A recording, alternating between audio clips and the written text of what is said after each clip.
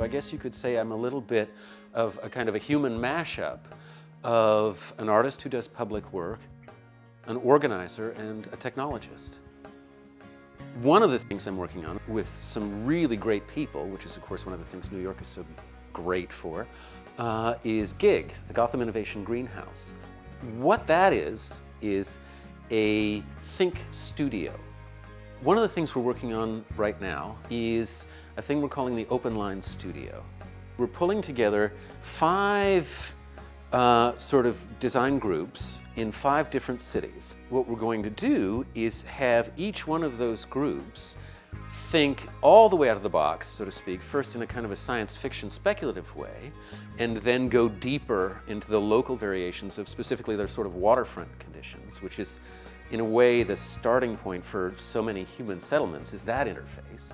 We're then going to cross-connect them between each other so they can share information, ideas, inspirations, forehead slapping. You know, it's like, oh, we've been doing it this way for 1,000 years. And it's like, oh, that would work great here.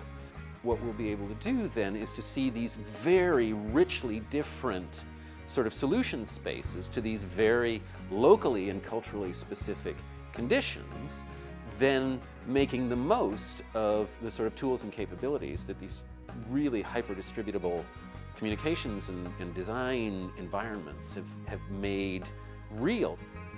I grew up into these possibilities and questions in what I thought of as Jane Jacobs' country, which was Toronto.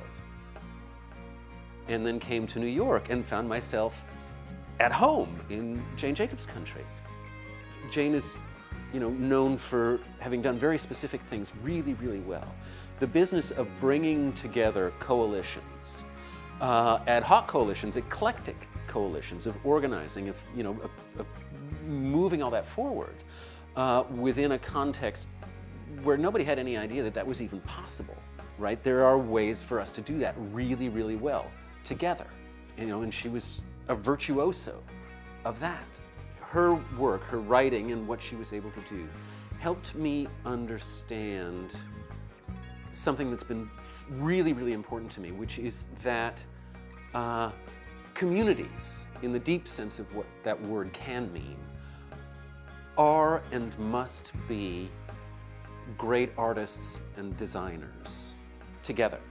And that the business of designing, you know, urban environments in all of their various dimensions is something that not only cannot happen legitimately, ultimately, from the outside, it doesn't have to, because communities are more and more every day competent to design themselves forward, to build themselves, and to build thereby in collaboration with, you know, the real estate developers and city agencies and professionals of all kinds, you know, who are members of those communities themselves.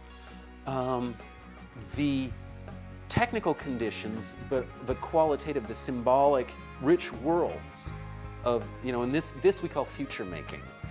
And that's an art that Jane Jacobs has helped us all to teach ourselves and each other. And she is still hard at work.